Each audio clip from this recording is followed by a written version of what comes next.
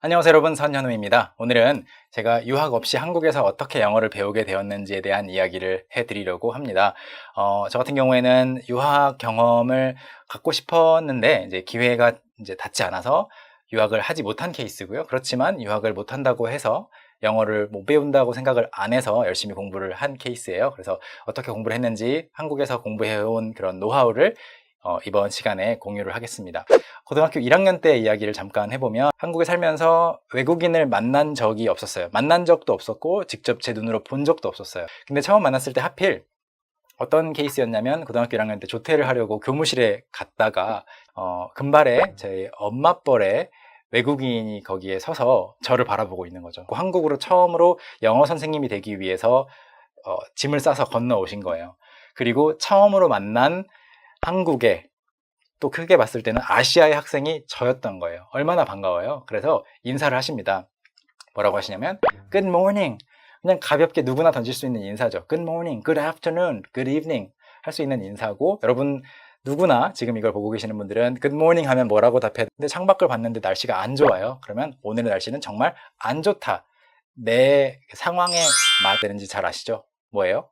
Good morning 하시면 돼요. 아니면 Hi, Hello 하시면 되는데, 저는 그날 그러지 못했어요. 영어를 일단 외국인을 처음 만나기도 했고 영어를 실제로 누군가에게 써본 경험이 없었기 때문에 너무 당황을 해서 Good morning은커녕 뭐 Hello, Hi도 아니고 그냥 안녕하세요 하고 이렇게 좀 더듬고 어떻게든 조퇴 허락을 받고 도망 나왔던 기억이 있어요. 집에 가서 이 표현을 진짜 몇백 번 연습을 했습니다. Good morning을 어떻게 연습하면 다음번에 이 선생님을 우연히 마주쳤을 때 내가 사실은 그 Good morning이라는 또는 Good afternoon 이런 간단한 인사만큼은 원래 아는 학생이었다라는 걸 보여줄 수 있을까 하고 열심히 연습을 하기 시작해요. 이게 이제 첫 번째 제 계기인데요. 제 마음은 이런 거죠. 사실 나도 이 정도는 말할 수 있는데 그동안 영어 수업 듣느라고 그 시간을 많이 썼잖아요. 그런데 한마디도 안 나온다는 건 좀 낭비처럼 느껴졌어요. 그래서 저도 공부를 하기 시작했어요. 열심히 이제 공부를 하고 있었더니 이제 좀 재미가 생기더라고요. 그러고 나서 재미가 생기니까 주변 사람들에게 열심히 뭐 이것저것 티를 내기 시작했어요. 수학 시간에도 일부러 함수 이런 것이 나오면 함수가 영어로 뭔지 찾아보고, 펑션이더라고요. 이런 거 재밌다고 써보고, 그러니까 주변 사람들이 다 저 친구는, 현우라는 친구는 영어 공부에 관심이 있구나 알게 되고, 선생님들도 알게 됐어요. 공부를 하는 데 있어서 이게 굉장히 중요하거든요. 내 주변 사람들이 내가 영어에 관심이 있다는 거, 영어뿐만이 아니라 뭘 배우든지 간에 관심이 있다는 걸 알아줬을 때 그 받는 힘이 있어요. 저 같은 경우는 그걸 자연스럽게 하게 된 거였고, 그러고 나서 이제 재미있는 일이 생겼어요. 몇 달 정도 지나서 제가 이제 고2가 된 후에, 2학년이 된 후에 저희 학교에서 제2 외국어로 프랑스어를 가르치시던 선생님이 계셨었는데, 그분이 저한테 공문을 하나 내미시는 거예요. 현우야, 혹시 프랑스 파리 가고 싶어? 정부에서 보내주는 게 있는데 너 한번 해봐. 다른 것도 아니고 정부에서 보내준다고 하니까 너무 신나서 네, 제가 할게요 라고 하고 공문을 받아들여서 열심히 읽어봤어요. 읽었더니 내용인즉슨 경시대회가 시작되는 날짜는 바로 지금으로부터 2주 후. 여러 가지로 생각을 해봤죠.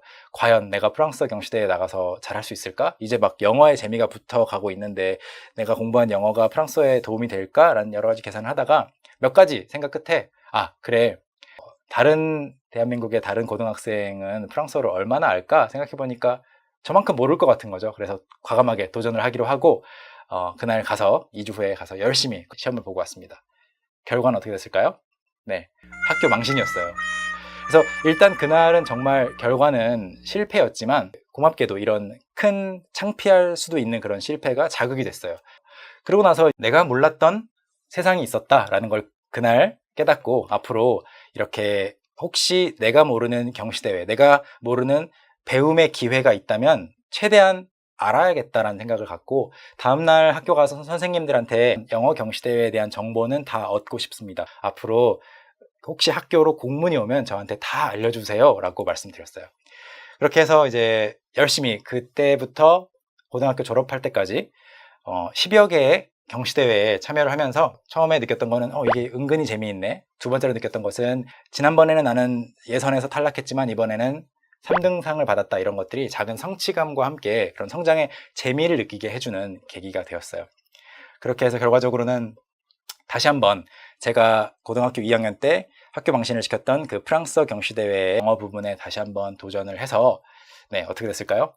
네, 전국 1등을 하게 됐어요. 그게 이제 제가 영어 공부를 하기 시작한 지, 본격적으로 하기 시작한 지 약 2년 2개월 뒤의 일인데요. 일단 전혀 영어를 말로 내뱉지 못했던 학생이 여기까지 가게 된 거에 대해서는 굉장히 큰 의미를 두고 있어요. 그리고 그 경험을 해보고 나니까 누구나 어떤 계기가 있고 그리고 꾸준히 작은 성취와 재미를 느낀다면 할 수 있겠구나라는 생각을 하게 됐습니다.